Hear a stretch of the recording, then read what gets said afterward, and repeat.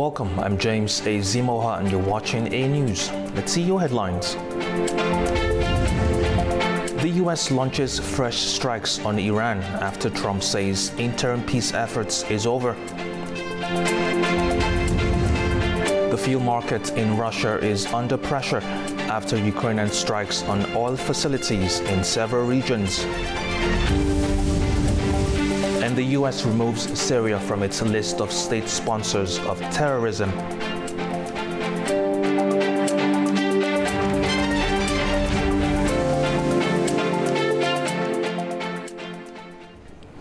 And now to our top story this evening. The confrontation between Washington and Tehran is entering a new and more dangerous phase, with military action spreading across the Gulf after U.S. President Donald Trump declared the ceasefire over. The latest developments are raising concerns across the region and beyond. The United States has carried out a new wave of strikes on southern Iran after President Donald Trump warned he would hit them hard again following Tuesday's exchange of attacks. Explosions were reported along Iran's southern coast, including in the port cities of Bandar Abbas and Sirik on the strategically important Strait of Hormuz, while air defense systems were activated in Bandar Abbas. American military officials say its forces struck around 90 Iranian military targets. President Trump says the operation was retaliation for what he described as Iran's bombing of ships the previous day. We just hit them very hard, and I say we hit them 20 to 1. Every time they hit us, we're going to hit them 20. And we did it last night. It did a little something today, but it was really retribution for last night. They hit actually 3 boats, not 2. And when they hit, we hit back much harder. The U.S. Central Command says the strikes were aimed at keeping the Strait of Hormuz open to shipping. Iran has not yet officially responded to the latest strikes. However, Iran's top negotiator, Mohammad Bakr Kalibaf, wrote on social media that any U.S. military action would be met with an immediate response. Meanwhile, Gulf countries reported fresh Iranian attacks. Explosions were heard in Bahrain's capital, Manama. Kuwait said it intercepted missiles and drones, and Qatar issued a security alert. Speaking to reporters aboard Air Force One, President Trump said Iran had recently contacted the United States seeking a deal, but he questioned whether Tehran could be trusted to honor any future agreement. Now, large crowds have gathered in the northeastern Iranian city of Mashhad ahead of the burial of Iran's late supreme leader, Ayatollah Ali Khamenei, at the country's holiest shrine.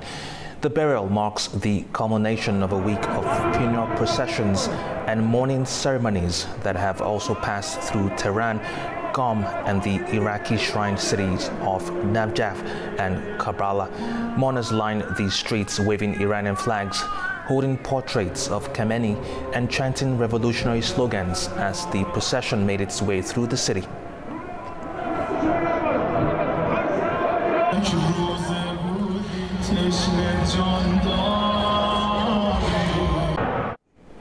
The NATO summit in the Turkish capital has come to a close after 2 days of talks on the alliance's future priorities. Secretary General Mark Rutte says the meeting has laid the groundwork for the next phase of NATO's security agenda. NATO Chief Mark Rutte says the Ankara summit has marked a turning point for the alliance, describing it as one focused on delivering concrete commitments rather than making new promises. Speaking at a closing press conference, Rutte said Allied leaders had agreed on a clear path towards strengthening NATO's deterrence and defense capabilities over the coming decade. The issue of defense spending, meanwhile, dominated both days of the 2-day summit. Rutte welcomed what he described as credible national plans to meet NATO's target of investing 5% of GDP in defense and security by 2035, saying allies were now turning financial commitments into real military capabilities. He also stressed the need to expand defense industrial production, saying NATO has to produce more missiles, ammunition, air defense systems, and other vital military equipment to respond to a dangerous global security environment. On Ukraine, Rutte reaffirmed NATO's long-term support for Kiev, saying allies would continue providing the military assistance needed for Ukraine to defend itself while maintaining pressure on Russia. Earlier the same day, U.S. President Donald Trump met Ukrainian President Volodymyr Zelensky on the summit's sidelines, where they discussed continued military support for Kiev, including additional air defense capabilities. Both sides described the meeting as constructive, underscoring continued engagement between Washington and Kiev, despite earlier strains in the relationship. Rutte, for his part, said the United States remains fully committed to NATO, while welcoming increased defense contributions from European allies and Canada as evidence of a stronger transatlantic partnership. The summit brought together leaders from NATO's 32 member states at Turkey's presidential complex, where discussions focused on defense spending, the war in Ukraine, Black Sea security, the Middle East, and expanding the alliance's industrial base. Alongside the leaders meeting, NATO's Defense Industry Forum unveiled new multinational procurement and production initiatives designed to accelerate military manufacturing and improve interoperability across the alliance. Rutte said the decisions taken in Ankara would strengthen NATO's collective defense and ensure the alliance remains prepared to meet evolving security challenges. Implementation of the summit's commitments, he added, will now become NATO's top priority. This is Adam Morrow for A News in Turkish capital Ankara. Now, after weeks of military confrontation, President Donald Trump says he believes the latest understanding with Iran has run its course, while warning that further U.S. strikes remain an option.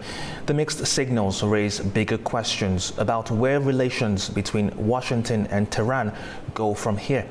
Join us now is Kaiser Nawab, chairman of the Belt and Road Initiative for Sustainable Development. Join us from Islamabad, Pakistan. Good to have you, sir. Now, who achieved more from this crisis, the United States or Iran? This is a very interesting question. Thank you very much for having me. It's not only the two parties that are achieving that from these current crises in either Iran or either US. I think there are many other stakeholders who also got a lot from this current crisis as well. As they say, there is always an opportunity in the crisis, and I think this depends on who is more smarter to play and how they can get these as well. So I believe that in these currently, I mean, the Iranian side is more stronger, and they have received a lot. I mean, in that. Mm-hmm. Now, has this changed how Washington is likely to deal with Iran in the future? I think currently the things are moving very nicely. I mean, what we have seen is that, I mean, they will be in a nice and a very professional way. I mean, both will face much more disasters. I mean, if they are not capable to maintain that. Now, what has this crisis revealed about Iran that we didn't fully understand before? It's still, I mean, still need to study, and still there is a lot to do and a lot to do more about in expert studies about what, how, and Iran capabilities and what's still not shown to the world and what they have already shown. And I think it's too early to speak about that. But in the next coming, especially after this funeral prayers, state funeral prayers, I mean, that can be seen that how many other international players will come to Iran and will initiate or reveal or curtain raise some of the visits or the cooperation. So that will also the Iran's importance and the Iran's capability as well. Mm-hmm. Now, what do you think about this? Did military pressure create diplomatic leverage or destroy it? I mean, yes, military pressure actually built. I mean, it is actually a pressure that can create a vacuum for many other level of diplomacy or other level of talks as well. But in current crisis, we mean that those countries having a military equipped, especially military presence and their military strength was good. They were safe and they become more emerging power in the current crisis. And I believe that military is also an important tool to have an economic, beside the economic, empowerment of a nation. So I mean, a nation, if can be known or can be identified or can be judged it's also its military power rather than its human powers as well, or human development as well. We have seen smaller countries who are having a very good infrastructure and who have a good military, who have a good human development or a good lifestyle, but with weaker military and with weaker military aid as well and the support as well. I mean, they were just very strongly and very heavily hit by this current war. And I believe that yes, military has a strong influence on diplomacy itself as well. Now, where does Israel find itself after all this? Are they stronger or facing new uncertainties? Can you explain again, please? I said, where does Israel find itself after all of this? Are they stronger or facing new uncertainties? Currently, the Israeli side is on a weaker portion of the global region, of the global world power, and I believe that Israel is not that much kept importance while during the negotiation itself as well. One of the reason was that the mediator itself, the Pakistan side, was having a strong conflict with Israel policies, and we don't even recognize Israel as a state as well as a Pakistani mediator. I mean, and this actually has also brought one of the major question, being Pakistan is a mediator and being Israel is an important part or not, because Israel, I mean, that's very obvious and clear when it comes to Pakistan as a mediator or as any stakeholder during this region, then it's mean that the Israeli side has no more value in that. And that's one of my personal opinion, that I think Israel has no more importance, and it's even on the weaker side and becoming weakened as well. So the winner side is of course the others who are actually on the table. Now, let me ask you this. How much damage has this done to confidence in diplomacy as a way of managing crises like this? I mean, it's a both win-win situation. For example, currently it's the diplomacy who won actually. I mean, it was not the war exactly who won, but that's again the diplomacy. But we see that the multilateral forums, particularly the United Nations or similar other forums, I mean, they become more weaker. I mean, now it's a question of that who can be a good mediator and who can be a powerful mediator. I mean, this actually again the diplomacy that what has shown, particularly during this kind of crisis. For example, again coming to Pakistan or even coming to other countries, including Qatar as well, and those who try to offer a mediatory role. I mean, who try to offer to become a neutral and to make these both sides to bring on a table was again a part of the diplomacy, and that was the diplomacy who just won. And I think we believe that we should promote, even if there is a weaker side of the diplomacy, we should still showing the positive side, being a responsible media outlets as well, or being a responsible analyst as well. And I think we shouldn't promote any kind of another third party tool, which is of course one which is war. I mean, we need to promote the diplomacy, and this the winning of the diplomacy that we have seen in this 2026 being a major war as well. That was Kaiser Nawab, chairman of the Belt and Road Initiative for Sustainable Development, joining us from Islamabad, Pakistan. Thank you for your time. Thank you very much for having me.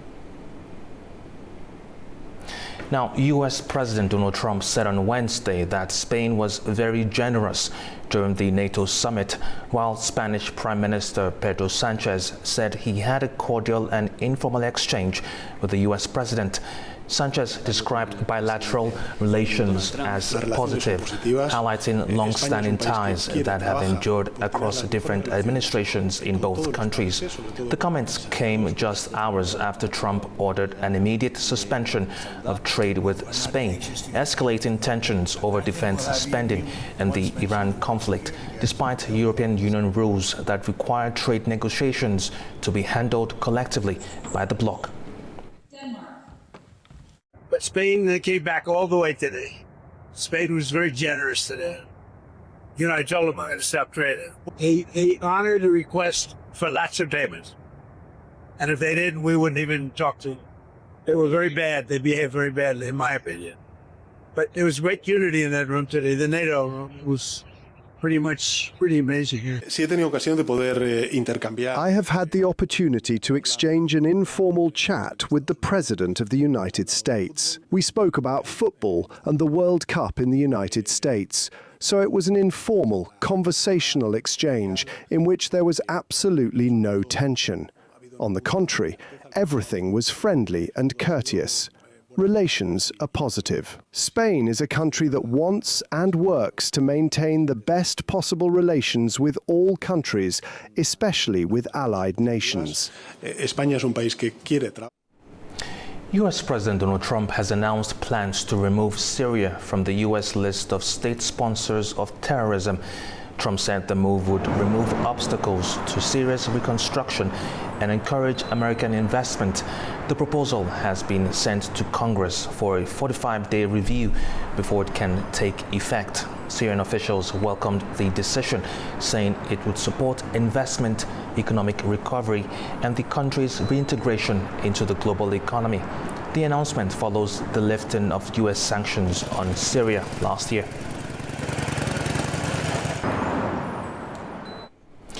Australia and India have reached a deal to export Australian uranium to India for use in the nuclear energy industry.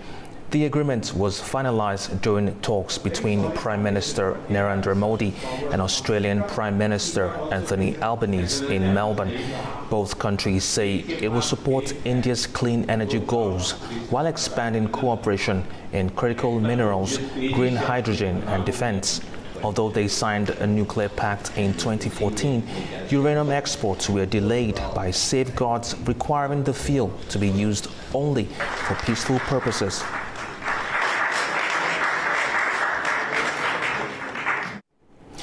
We'll continue with the main stories of the day after a short break. Stay with us.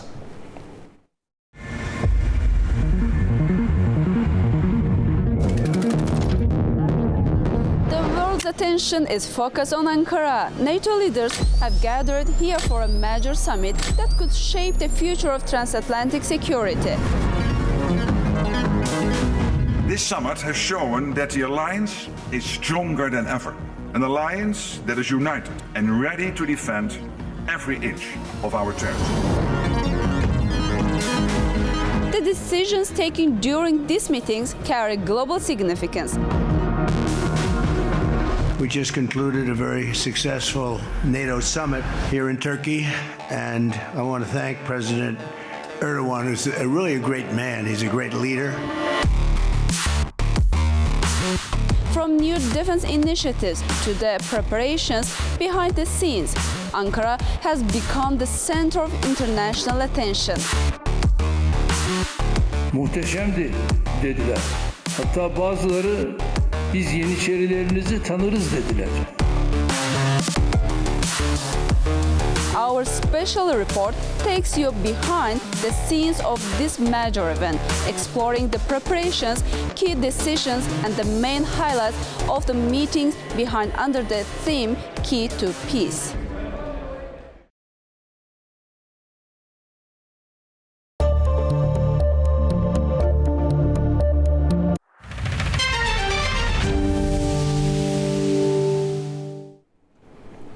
Welcome back to Air News. Now, Russia is facing growing pressure on its fuel market after Ukrainian strikes targeted oil facilities in several regions. Moscow insists its energy system remains resilient, but it has now moved to restrict diesel exports and increase supplies at home. Here's more. Russia is moving to protect its domestic fuel market after repeated Ukrainian strikes on its oil infrastructure, which adds pressure to supplies. On Thursday, it's reported that 2 oil facilities have been hit in Stavropol Krai and Tver. The latest attacks come as fuel shortages and price spikes have already been reported in several Russian regions, with drivers facing hours-long queues at filling stations. Now Moscow has introduced a temporary ban on diesel exports to increase supplies at home. However, Russian President Vladimir Putin says the country's energy system remains resilient. It is absolutely clear that the enemy is trying to harm the economy and, most importantly, create nervous situation in the society. We all understand that this task is impossible to accomplish. The Russian energy system's resilience is very high, one of the highest in the world. Deputy Prime Minister Alexander Novak says the fuel situation remains complex and acknowledges public concern. He says the export ban would help redirect diesel to the domestic market, while Russia is also preparing to import fuel in July. The government says the ban, which includes fuel producers, will remain in place until the 31st of July. Russia's seaborne diesel and gas oil exports had already fallen sharply in June, dropping 39% from the previous month to around 1.8 million metric tons. Benchmark European diesel margins rose to a record level after the export ban was announced. Turkey and Brazil remained the main buyers of Russian diesel in June, while Morocco, Egypt and Senegal were also among major importers. Meanwhile, Russia has fired ballistic missiles at Kyiv overnight and sent jet-powered drones over the city throughout Wednesday. Ukrainian officials say 3 people have been killed and 13 people, including a child, are injured. Now, as the crisis in the Middle East continues to create uncertainty for the global economy, the International Monetary Fund says world growth is expected to slow before recovering in 2027. The IMF says the impact of the conflict is being partially offset by rapid advances in artificial intelligence, while it's boosting global demand. It has also upgraded China's growth forecast after a stronger than expected start to the year, while warning that higher prices and ongoing uncertainty remain key risks.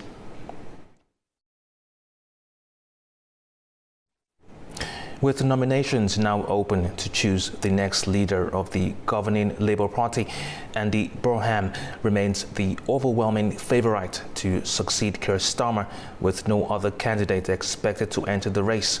Burnham has already begun outlining his vision for the party and Britain's foreign policy. Our correspondent Zainab Farizada has more.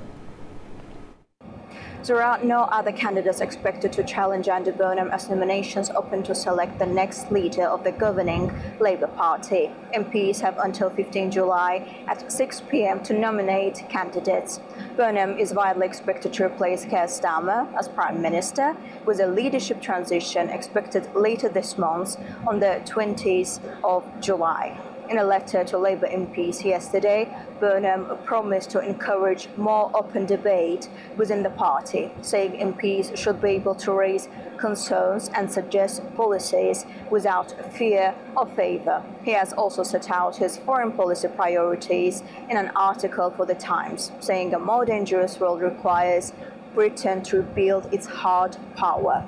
Burnham said increased defence spending should not only strengthen the armed forces, but also support British industry, create jobs and help reindustrialise struggling parts of the country. He argued Britain should reduce its reliance on foreign suppliers for defence equipment and be more transparent about how defence money is spent, calling for greater scrutiny of major projects.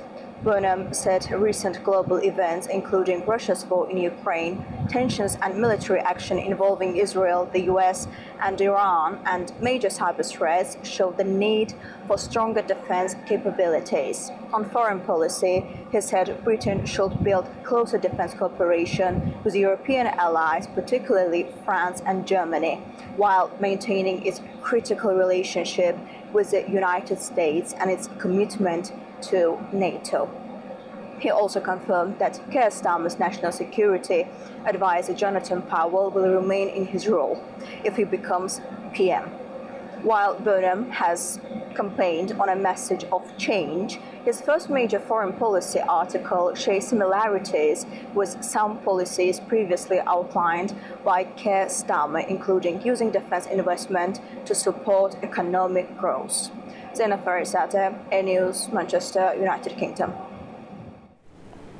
Now, new climate data shows Western Europe recorded its warmest June on record, with authorities reporting thousands of excess deaths linked to the heat. Scientists say the figures underline the growing impact of excessive summer weather across the region. The extreme heat wave at the end of the month smashed temperature records, disrupted power supplies and shut schools. And now scientists have confirmed that Western Europe experienced its hottest June on record. The Copernicus Climate Change Service says the average temperature across the region reached 20.74 degrees Celsius, more than 3 degrees above the 1991 and 2020 average. The scientists also say it was the second warmest June globally, while the month's sea surface temperatures reached their highest level since records began. Western Europe, defined as stretching from Spain and the United Kingdom to Italy, Germany and parts of Austria, has now faced 3 intense heat waves in 3 months. National authorities reported more than 4,700 excess deaths in France, Belgium, Spain and the Netherlands during last month's heatwave, with the wider European toll likely to be higher. In Germany, the Robert Koch Institute says an estimated 5,120 people died due to heat between mid-April and late June. The exceptional heat also fueled wildfires in Iberia, France, Spain and Portugal, worsened by drought conditions and added pressure on infrastructure. Scientists say greenhouse gas emissions have pushed global temperatures about 1.4 degrees Celsius above pre-industrial levels, creating a hotter baseline for more intense heat waves. Copernicus says El Niño helped drive global sea surface temperatures higher, but scientists found climate change played a clear role in worsening Europe's June heatwave.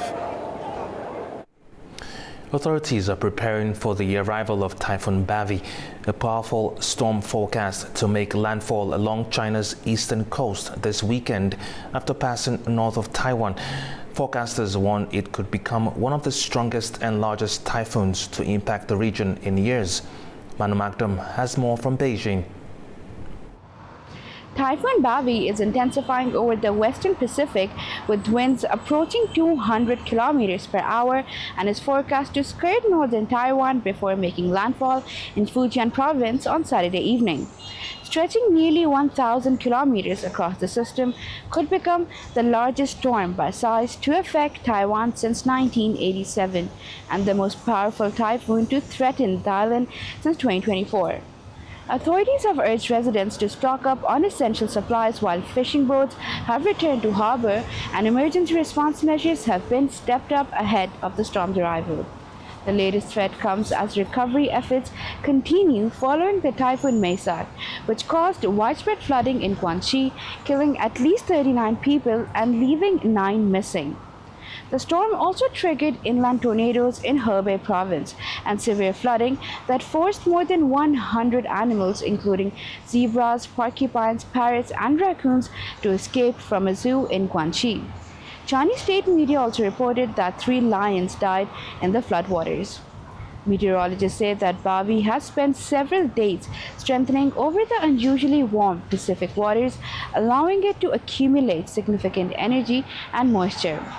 Although some weakening is expected before landfall, forecasters warn that it will remain a dangerous storm capable of bringing destructive winds, torrential rain, flooding, landslides, and storm surges. Manu Maktoum, A News, Beijing. Now, the cholera outbreak in Sudan's Kordofan region is growing, with aid agencies warning that conflict and failing health services are accelerating the spread of the disease. Here's Naba Mohideen with the latest from Khartoum. Cholera is rapidly spreading across Sudan's Kordofan region, adding to an already severe humanitarian crisis. Aid group Médecins Sans Frontières says it's expanding its emergency response as the number of cases continues to rise. The organization warned that the ongoing fighting, mass displacement, and the collapse of health services making it very much harder to contain the outbreak. Many communities have limited access to clean water and medicine, increasing the risk of further infections. Many organizations are calling for safe humanitarian passages so they can deliver medicine and treatment for affected regions and preventing the disease from spreading even further. Naba Mohideen for A News, Khartoum, Sudan. Now let's get the latest updates from the FIFA World Cup. Here's Kate Wilson with Sports Hour.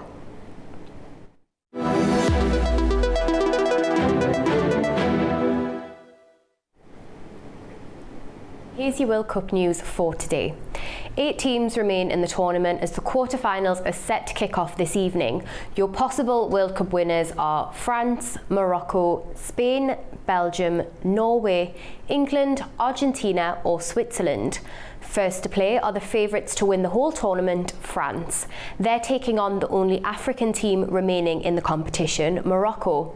For Morocco, this is unfinished business. Les Bleus ended Morocco's extraordinary World Cup run in Qatar 4 years ago, and the Atlas Lions are hoping to rewrite that ending. Let's hear from their star winger, Brahim Diaz. I don't like to talk about revenge because I'm not like this. I'm a humble guy and I want to keep my feet in the ground. But you know, the most important is we are in the quarterfinal. Let's see which one is the next game. Like I say, I'm so proud of my team. Now it's time to celebrate. We are in the quarterfinal and let's see what happens today in the game of France against Paraguay, and then we will focus on the next game. At the weekend, Spain will face off against Belgium and England will be taking on Norway. Can the Three Lions hold back the striking Viking Erling Haaland, who took his team to the World Cup quarterfinals by defeating 5-time winners Brazil? It's set to be a nail-biting showdown. Here's Norway's captain Martin Ødegaard on how his side is preparing.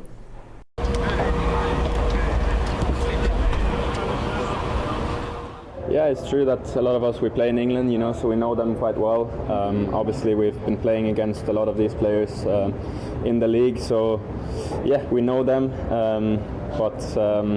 Yeah, it's about the whole team, you know. We have to be prepared, we have to analyze the opponent like we always do, and we have to have the belief in ourselves. I think we've showed the whole world that we're a good team, and as I said, in football anything is possible, and even though we're the underdogs again, let's see what happens, and let's prepare well, and let's keep enjoying our football and this moment together. Now, in the 4th World Cup quarter-final game, Switzerland will take on reigning champions Argentina, who came from behind to knock out Egypt, who were 2-0 up in the 80th minute. It was quite the controversial game, with the Egyptian Association accusing the officiating team of bias and unfair refereeing in order to keep Lionel Messi in the tournament. So, how does the Swiss team feel about taking on Messi? Yeah, it's obviously very difficult, a very tough challenge, but I think we're ready for the match. I think we can play against any opponent, and we can make it really hard for them. We know it's going to be difficult, but we're trying to give our best and try to go to the semi-final. It's going to be quite an extraordinary set of games, and I don't think anyone can quite call what the results are going to be. But I'll be back soon with all of those updates. See you next time on Sports Hour. All right, after the break, we'll continue with the main stories shaping the region. Stay with us.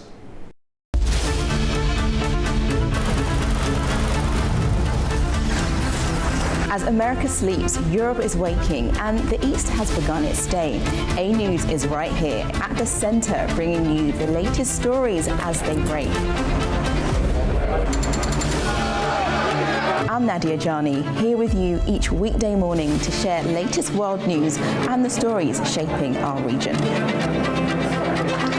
Across all platforms and wherever you get your news, we explore the context behind the big headlines. Live from Baku, I bring you a diverse mix of regional and international news, sport and politics for you, an audience that wants a bit more. So join me Monday to Friday for the latest headlines, expert analysis and live updates from around the world.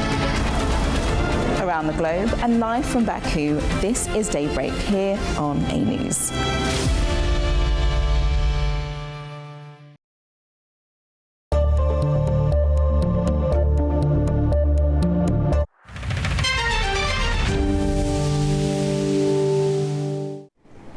Welcome back to A News. Now, recent geopolitical developments in the South Caucasus are creating new opportunities for regional cooperation. Analysts argue the time has come to move beyond conflict management and towards deeper regional integration. The South Caucasus is increasingly being viewed not only through the lens of past conflicts, but as a strategic bridge between Europe, the Caspian region and Central Asia. Baku-based political analyst Ahmad Alili argues that recent developments have created an opening for a new Euro-Atlantic approach, one that goes beyond managing disputes and focuses instead on building long-term regional cooperation. He says that lasting stability cannot depend only on peace agreements or external mediation. It also requires stronger institutions, shared economic interests, and practical links between countries that have often been treated separately. We believe that this shift in paradigm should be from peace building to region building. By peace building, we mean something very situative, something that fixes symptoms. By region building, we believe developing institutions, developing certain conditions when the region can be integrated. There is one region, and this region approaching the whole these countries as a unified, comprehensive region, and dealing with them, and then trying to make sure that there are enough mechanisms where they can engage with each other as peers and build common defense mechanisms, economic mechanisms, and other mechanisms. And that is what we mean by region building. Alili adds that the South Caucasus and Central Asia should now be understood as part of one wider strategic space, where transport routes, energy corridors, and access to international markets should create an increasing reliance on each other. There's a certain phase of their historical development when they need each other, because without South Caucasus, Central Asia cannot reach European international markets, so it means that they are going to be restricted. At the same time, Azerbaijan, Georgia, and Armenia, they should be integrated into one region. We have to understand that we should act according to the concept of the strategic regionalism. And unlike traditional approaches, strategic regionalism treats regional identity and institutional integration as deliberate policy objective designed to generate long-term geopolitical resilience in South Caucasus. And this presents a significant conceptual departure from much of the existing concepts about South Caucasus. So previous analyses have generally concentrated on conflict resolution, geopolitical rivalry, or external influence. Comparatively less attention has been devoted to the process through which the region itself may gradually develop into a coherent political, economic, and strategic community. The idea reflects a broader debate over the future of connectivity across Eurasia, as transport, energy, and trade routes through the South Caucasus gain renewed strategic importance. Now, as Europe looks more closely at transport, energy and trade routes across the South Caucasus and the Caspian region, some analysts argue the conversation is beginning to change. The focus, they say, is shifting from managing crises to building long-term regional cooperation. Joining us now is Nika Chitadze, professor of the International Black Sea University, joining us from Tbilisi, Georgia. Now, sir, the conversation about the South Caucasus finally started to change. How significant is that for the region? Thank you for the invitation. Good evening.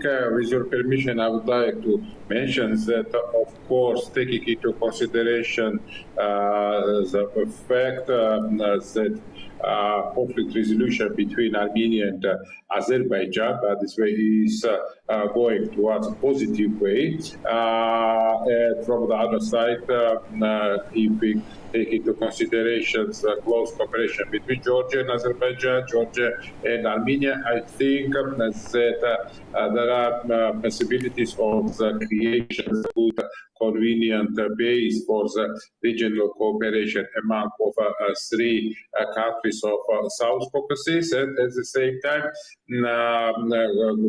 conditions by this way for the good and positive functioning, for example, of the middle corridor, yes, which will give the opportunity by this way the different countries from China to Europe, I mean through the territory of Central Asia, through the territory of South Caucasus, to establish convenient trade routes.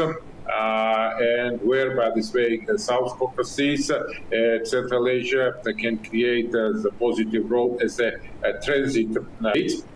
And of course, this factor will be positively reflected on the geopolitical and geoeconomic situation in South Caucasus and in Central Asian regions. For example, one of the examples, with your permission, I would like to mention, it's Baku-Tbilisi-Akhalkalaki-Kars railway. Yes, with regard to this railway, yes, okay, it was declared, yes, about 2 weeks ago about the official opening of this railway. According to the experts' estimation, it will be possible to transport during the year volume of goods from 5 till 17 million. Yeah, 5 million, it's minimum, and 17 million tons of the 17 million tons of the different type of goods. If, for example, this railway is maximally functioning, and at the same time, for example, it will be possible to connect with each other the railway system from China to Europe. It will be possible to transport, for example, different type of goods from China to Europe or from Europe to China within about maybe 15 days, no more than 15 days. Furthermore, of course, important energy projects should be taken into consideration, particularly increasing of the export of Azerbaijani oil and gas of the European market, because today we know that it is successfully functioning Baku-Tbilisi-Ceyhan oil pipeline, capacity of which about 50 million tons of oil, and Baku-Tbilisi-Erzurum gas pipeline, and TANAP Trans-Anatolian gas pipeline, and Trans-Adriatic pipeline projects, according to which it will be possible to transport from Azerbaijan, partly from Central Asia to Europe, as a natural gas with volume maximally about 32 billion cubic meters. Professor, I want to ask you this. Is the Greater Caspian region beginning to think of itself as a single strategic space rather than a collection of separate countries? Partly, yes. Maybe we can say that if, for example, finally, let's say here that peaceful agreement between Azerbaijan and Armenia is signed, of course, by this way, the role of South Caucasus region, taking into consideration the important geopolitical, geoeconomic, and geostrategic location of the region between North and West, between Europe and Asia, I think in this case, yes, it will be increased, yes, the role of South Caucasus, but at the same time, from the other side, we can say here that South Caucasus anyway should be considered as a region of the wide Black Sea Caspian area, let's say here, yes, okay, and together with cooperation, I mean, with Central Asian countries, with Black Sea region countries, I mean, Ukraine, Moldova, yes, and Turkey, by this way, yes, I think that this wide Black Sea Caspian area can create a key role, yes, from geopolitical the geoeconomic point of view, where, of course, South Caucasus countries, and each country of South Caucasus, of course, can play its key role from political, from economic, geopolitical point of views. All right. Now, Europe is paying much closer attention to this region. What is driving that change, in your opinion? In my point of view, that European Union, of course, is maximally interested, of course, to increase the cooperation with South Caucasus region, particularly to increase the import of oil and gas from Azerbaijan, because we know here that after the refusal to import the Russian natural gas, because before the invasion of Russia in Ukraine, European Union was importing about, roughly speaking, about 150 billion cubic meters of natural gas from Russia, and Europe was for about 40% depended on Russian gas, yes. But today, yes, taking into consideration the changing of the geopolitical realities because of Russia-Ukraine war, because of aggressive policy of official Kremlin. Let's say here, this increased the role of South Caucasus and Central Asia, and it's possible by this way to increase volume of export of oil and gas from Azerbaijan through the territory of Georgia to Europe. With regard to Azerbaijan. With regard to Armenia, we know here some reforms which are implemented in Armenia, because Armenia also is trying to reduce its geopolitical influence from Russian Federation. Before the Second Karabakh War, we know here that Armenia was very much dependent on Russia, but today Armenia also wants to change its foreign policy vector towards the West. We are out of time. It also should be welcome. Professor, we're out of time. That was Mika. Georgia, thank you, Professor. Thank you, Professor, for your time. Good to have you, sir. Thank you. Thanks a lot. Bye. Bye. Now, a long-awaited peace process in the South Caucasus is entering a critical stage, with unresolved issues still shaping the future of relations between Baku and Yerevan. According to Azerbaijan's Foreign Minister Ceyhun Bayramov, main issues that concerns Baku still left undecided. Baku says the final condition for signing the peace agreement is for Armenia to remove what Azerbaijan describes as territorial claims from its constitution. That is according to Foreign Minister of Azerbaijan, Ceyhun Bayramov. He marked that Azerbaijan have completed all the steps that were its responsibility to finalise the peace agreement. On the other hand, we have also seen statements from Armenia's leadership, both before and after the parliamentary elections, about steps towards adopting a new constitution. A few days after the elections, the Prime Minister again said that Armenia would continue efforts to introduce a new constitution. Armenian officials have also stated clearly that the new constitution will not include a reference to the country's previous independence declaration. This is the main issue that concerns us. Bayramov also said that US partners are keeping Baku informed about ongoing discussions with Armenia on the Trump route for international peace and prosperity. Talks are continuing on the issue. As you know, an initial document was signed with Armenia in the United States several months ago. We have been informed that the process is moving forward and that work is now focused on preparing the necessary documents. The discussions on this corridor could include railways, roads, electricity lines, and potentially even pipelines. Azerbaijani Foreign Minister added that new plans and further developments regarding the route are expected to be announced in the coming months. Now, Pakistan and the United States are holding another round of trade negotiations in Washington, with tariffs and a broader trade agreement at the center of discussions. The talks could shape trade and investment ties between the two countries at a time when Washington is renegotiating trade relationships with partners around the world. Miriam Zia reports from Islamabad. Pakistan and United States have opened another round of trade negotiations in Washington. Talks are continuing Thursday and Friday after weeks of virtual discussions and an initial round of meetings on Wednesday aimed at narrowing outstanding issues. Pakistan's delegation is led by Commerce Secretary Jawad Paul. Officials are seeking relief from US tariffs while negotiating the framework of a broader bilateral trade agreement covering trade, investment, and energy cooperation. The discussions began after US President Donald Trump announced reciprocal tariffs on the 2nd of April in 2025, including a proposed 29% tax hike on Pakistani exports.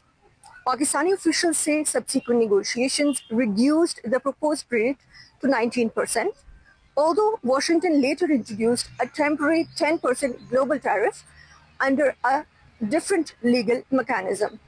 The outcome is significant because the United States is Pakistan's largest single country export market, while Pakistan is the second largest importer of US cotton, making trade stability important for businesses and supply chains in both the countries. Mariam Zia, A News, Islamabad. Now, experts from across the Commonwealth of Independent States and beyond have gathered in Uzbekistan's capital to discuss how Sharia-compliant finance can unlock new investment opportunities. The event comes as Tashkent develops its Islamic finance sector under a newly adopted legal framework. Our correspondent Sevil Rajapova reports from Tashkent.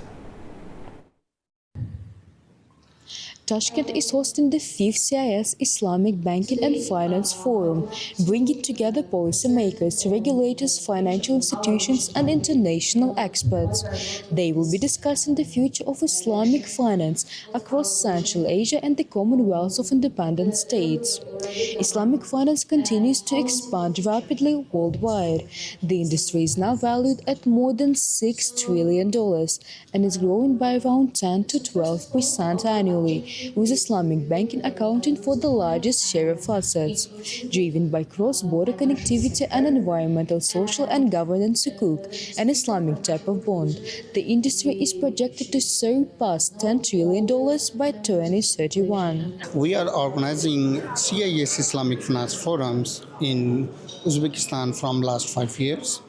And in the previous forums, we brought different international experts to the Uzbek market, so that we can share the international experience with the people of Uzbekistan and other CIS nations. The discussions come at a pivotal moment for Uzbekistan.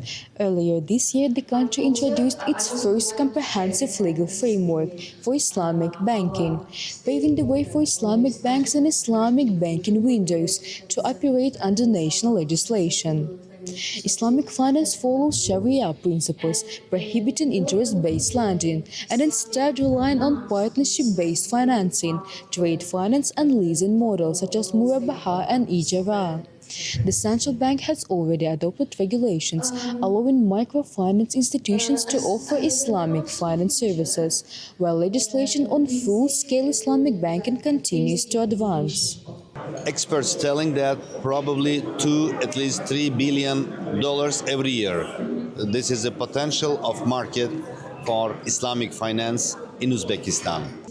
Throughout the forum, experts are also discussing sukuk markets, Islamic fintech, digital banking, takaful insurance, and cross-border investment, as demand for ethical financial products continues to grow across the region. With approximately 94% of Uzbekistan's population identified as Muslims, and with the growth of interest from investors in the Gulf and Southwest Asia, officials believe Uzbekistan has the potential to become a regional hub for Islamic finance. It is Syria reporting from Tashkent, Uzbekistan News. All right, that's the news for this hour. Thank you for watching. Stay tuned to A News.